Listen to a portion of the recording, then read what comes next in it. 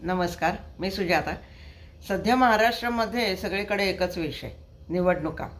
कुठली आघाडी, कुठली युती निवडून येणार यामध्ये लोकांना रस असतो. शेवटी सामान्य जनतेला जर का तुम्ही प्रश्न विचारलात, कोणी आलं तरी आपल्याला काय फरक पडतोय?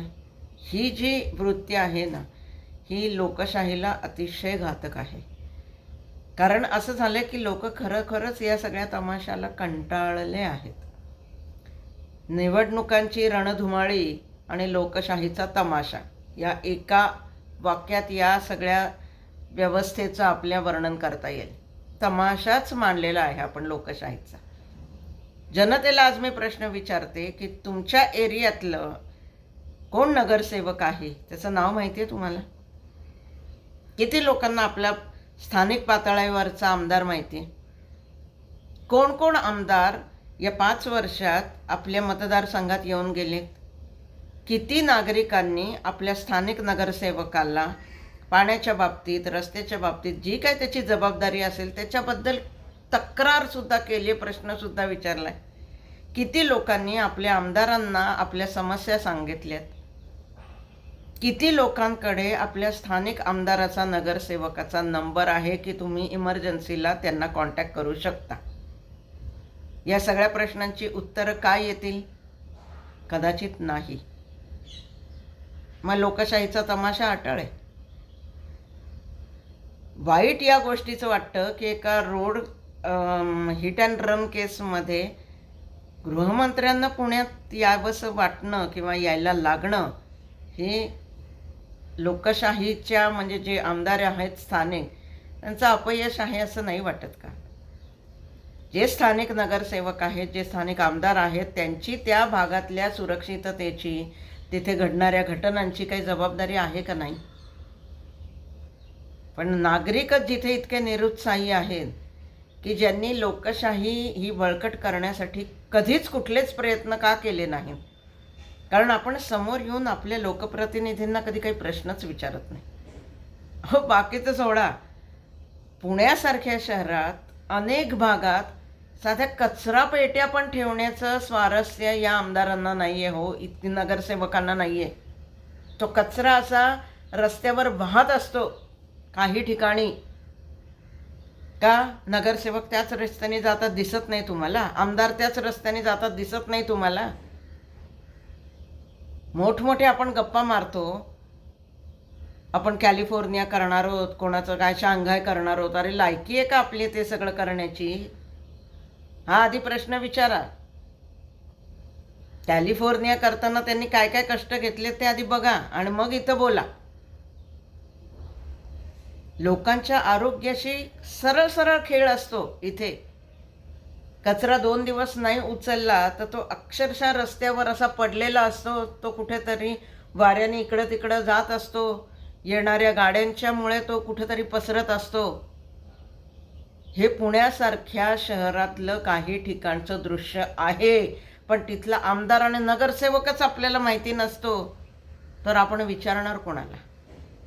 आता जेव्हा मत मागायला येतील तेव्हा हा प्रश्न विचारायला पाहिजे.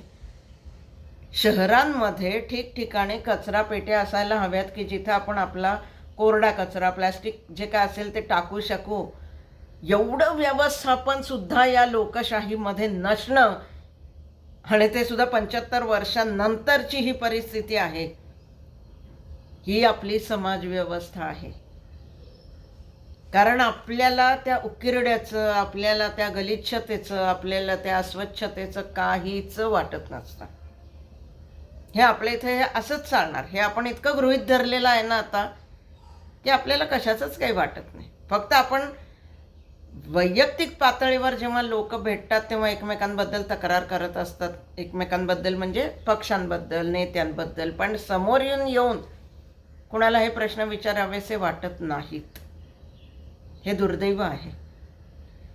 कारण नेतृत्व जेव्हा तुम्हाला अभ्यासू मिळत नाही, एक विचारवंत जो नेतृत्व असतं तोच समाजाला पुढे घेऊन जाऊ शकतो, तोच समाजामध्ये प्रगती घडवू शकतो.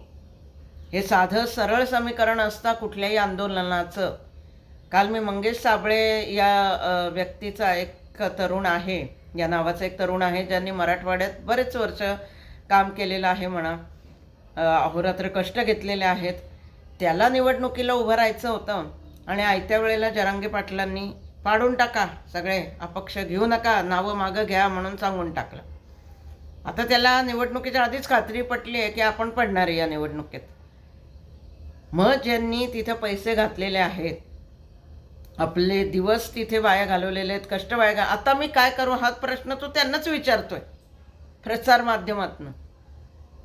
अरे बाबा, तुझा ऱ्हास अटळ आहे, कारण तू चुकीच्या माणसाच्या मागे गेलास, तर याच्यात दोष तुझा आहे का इतरांचा आहे? आपला एक नेता जेव्हा आंदोलन करतोय तेव्हा त्या मागणीबद्दल त्यांच्या कायद्याच्या काय तरतुदी आहेत हे माहिती आहे का त्या माणसाला? हे तुम्ही कधी चेक केलं का? मग तुम्ही फरफटत तुमची जर का जनता त्याच्या मागे आंधळेपणाने जात असेल तर मग तुमचं वाटोळच होणार आहे की. परत तुम्ही काय विचारताय आता मी काय करू म्हणून? वाटोळच होणार आहे तुमचं. जिथं अभ्यासू नेते आहेत, तुम्ही का मागणी केली नाहीत अभ्यासू नेत्यांना पण इथं बोलवा, आम्हाला वस्तुस्थिती सांगा काय आहे. आम्हाला ओबीसीतनं आरक्षण मी तुम्हाला मिळवून देतो. कुठल्या बेसिसवर जरांगे पाटील बोलत होते त्यांचं त्यांनाच माहिती, आणि कुठल्या बेसिसवर ही अडाणी जनता विश्वास ठेवून त्यांच्या मागे चालली होती. भोळी मी म्हणणार नाही, भोळी कशाला म्हणायचं? 2024 राहता येणार रे बाबा तुम्ही.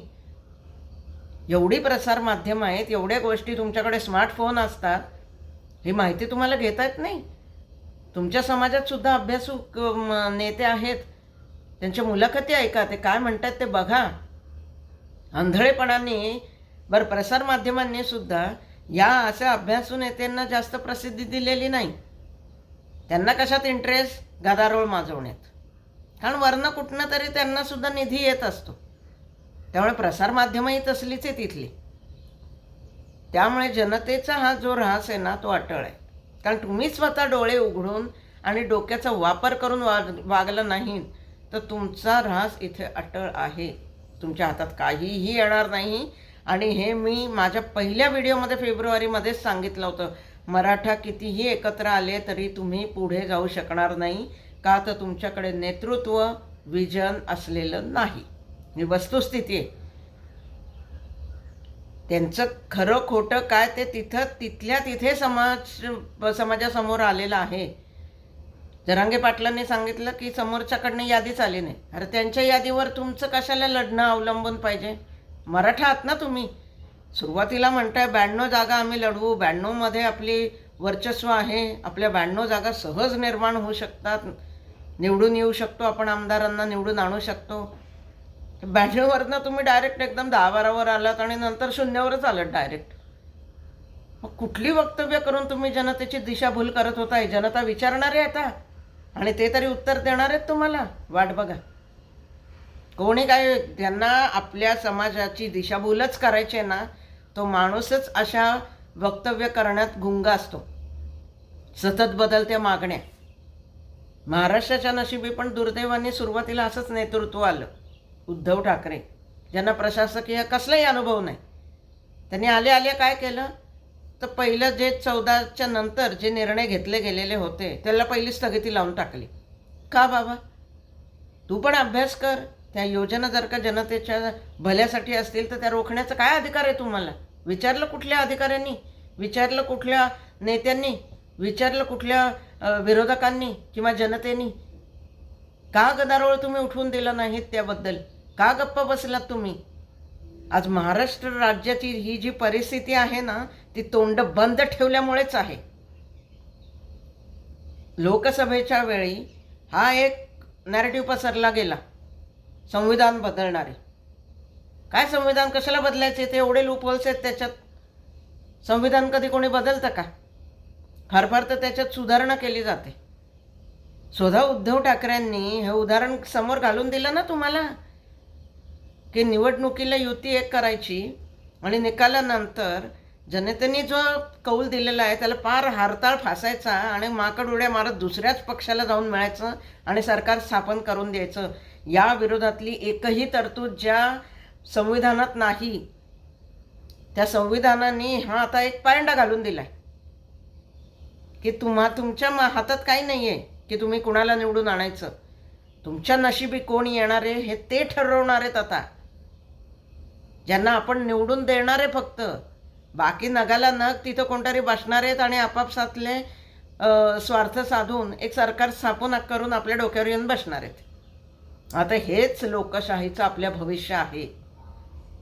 म्हणून किमान आत्ता या निवडणुकीपासून सुरुवात करा. आपल्या स्थानिक आमदार कोण आहे, आपला स्थानिक नगरसेवक कोण आहे, निदान पाणी, रस्ता, कचरा पेट्या, कुठली आरोग्य सेवा, या बाबतीत आपण या लोकांना प्रश्न विचारायलाच पाहिजेत. आणि ते त्यांचं कर्तव्य आहे, त्याच्यासाठी ते निवडून गेलेले आहेत. ही जागरूकता जोपर्यंत जनतेमध्ये येत नाही ना तोपर्यंत या लोकशाहीचा ऱ्हास अटळ आहे. नंतर तक्रार करायची नाही, आपल्याला अधिकार नाही तो. कारण संविधानाने आपल्याला प्रश्न विचारायचा अधिकार दिलेला आहे. आपण तिथं जर का तो बजावत नसू ना तर मग होणाऱ्या ऱ्हासाबद्दल तक्रार करायचा नागरिकांना काहीही अधिकार उरत नाही. अभ्यासू नेतृत्वाचं एक उदाहरण तुम्हाला उद्धव ठाकरेंचंच देते. आता नुकताच मराठी भाषेला अभिजात भाषेचा दर्जा मिळाला. अभिजात भाषा म्हणजे काय, त्या दर्जाचा मिळण्यासाठी काय निकष असतात, त्याची परंपरा, त्याची इतिहास काय असतो, याची कुठलीही माहिती उद्धव ठाकरेंना आहे असं अजिबात वाटत नाही. कारण माहिती नसलेलाच माणूस म्हणतो की गाय आपल्या राज्याची जर का देवता असेल आपण मग ती त्याचं हंबरणं म्हणजे राज्यभाषा समजायची का, हे वाक्य तोच म्हणू शकतो जो अभ्यासू नाही. हे आपलं दुर्दैव आहे की आपलं नेतृत्व हे असं डोक्यावर येऊन बसतंय कुठलं तरी. प्रश्न इथं उद्धव ठाकरेंचा नाहीच आहे. जे लोक अभ्यासू नाहीत ते सगळे या लाईनीत येतात. उद्धव ठाकरेंचं मी फक्त उदाहरण दिले आणि ते एकटेच तसे आहेत असं नाही, माळच्या माळ आहे. पूर्वी बाळासाहेब ठाकरे म्हणायचे, बघा मी वडापाववाल्याला पण आमदार करून दाखवलं. अरे वडापाववाल्याला तुम्ही आमदार केलं, काही हरकत नाही. अरे पण तो अभ्यासू असेल तर त्याला करा ना, नाहीतर तू काय राज्याला पुढे नेणार आहे. कप्पाळ विजन असलेलं नेतृत्व नाही आहे. म्हणून तर भाजपच्या ज्यावेळी तुम्ही विरोधात बसता ना त्यावेळेला उठून खडसावून तुम्ही का प्रश्न विचारत नाही. काँग्रेसला किंवा राष्ट्रवादीला किंवा महाविकास आघाडीला नाही विचारलेत तुम्ही प्रश्न. त्यांना जेरीला एकटेच आणत होते देवेंद्र फडणवीस आणि म्हणूनच त्यांना ते नको होते. म्हणून तर ते गलिच्छ भाषेचं आंदोलन त्यांना उभं करायला लागलं. आता अजित पवार साहेबांना मला एक प्रश्न विचारायचा आहे. काल सदाभाऊ खोतांनी एक आक्षेपार्ह वक्तव्य केले शरद पवारांच्या बाबतीत.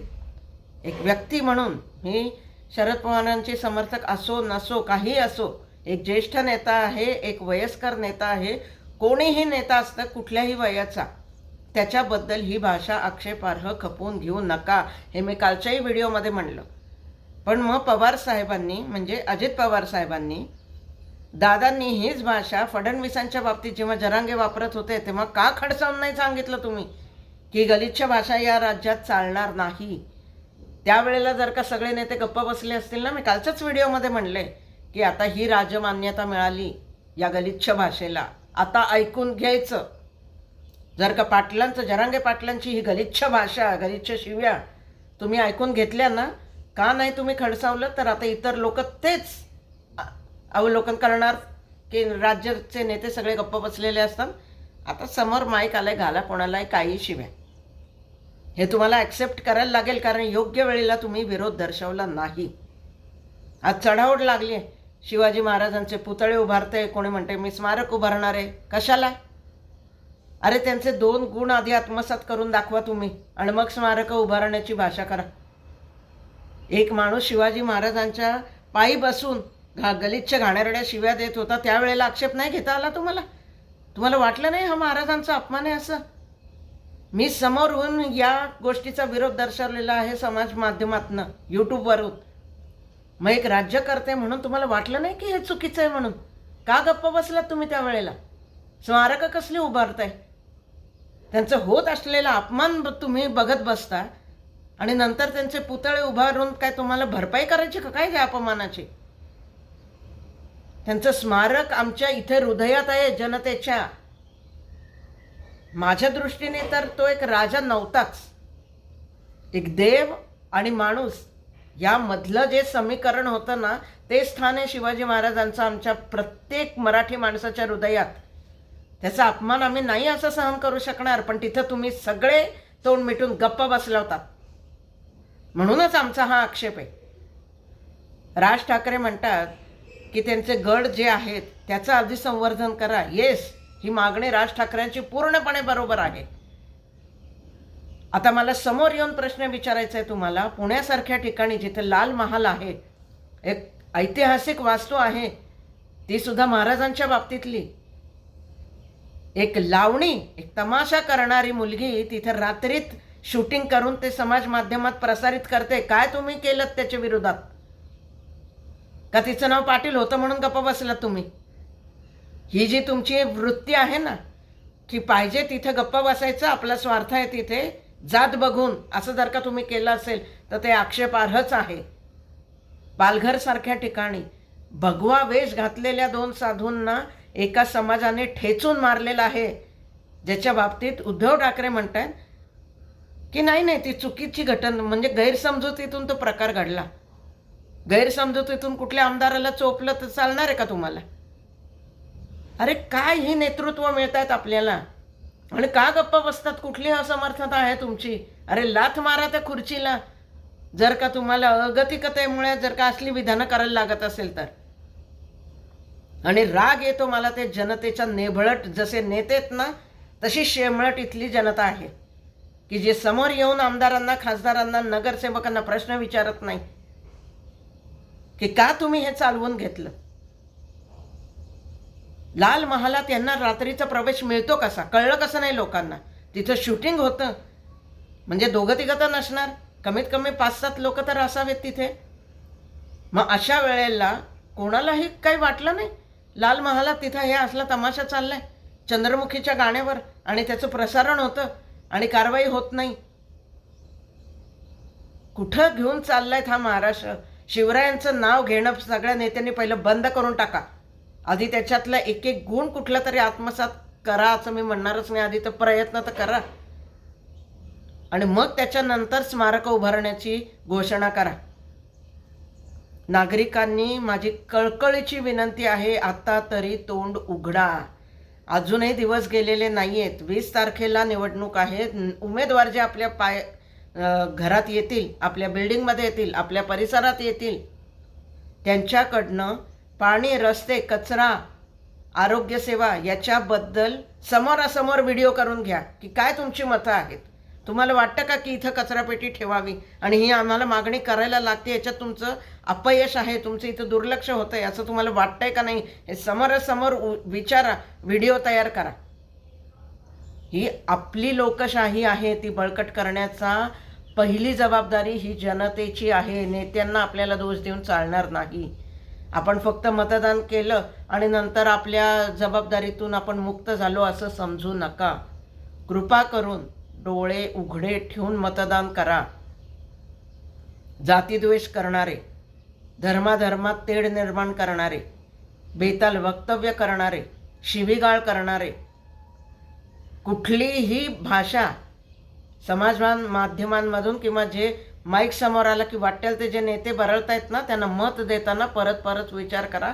ही आपली संस्कृती होत चालली आहे. अशा आंदोलनकर्त्यांना, ज्यांचा पाठिंबा आहे, ज्यांचं समर्थन होतं त्या आंदोलनाला, त्या नेत्यांना सुद्धा तुम्ही ओळखायला शिका.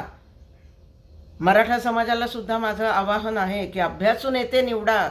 तुम्हाला आरक्षण पाहिजे असेल, तुम्हाला तुमचे प्रश्न सोडवायचे असतील तर तुम्हाला अभ्यासू नेतृत्वाची गरज आहे. आंधळेपणाने कोणाच्याही मागे जाऊ नका, तिथं तुमचं वाटोळं होणार आहे. आजच्या पुरतं मी एवढंच फक्त सांगू शकते की कृपा करून आता तरी जागे व्हा आणि आपल्या लोकशाही बळकटीसाठी थोडे तरी आपण सगळ्यांनी प्रयत्न करूया. निदान प्रश्न विचारायला सुरुवात तर करूया, एकमेकांच्या भावना समजून घेऊयात.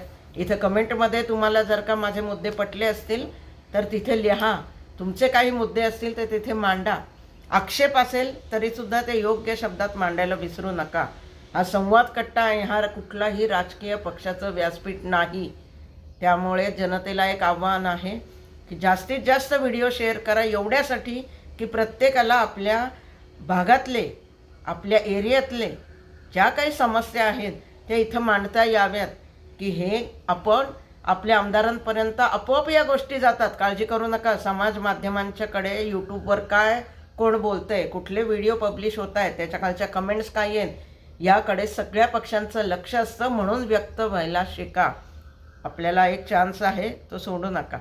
आणि यापुढे जागरूक राहून काळजी करून स्वतःची, आपल्या आजूबाजूच्या परिसराची आणि सतर्क राहून एक सक्षम नागरिक होण्याचा आपण सगळेजण प्रयत्न करूयात, अशीच एक अपेक्षा करून मी आजचा व्हिडिओ संपवते. नमस्कार.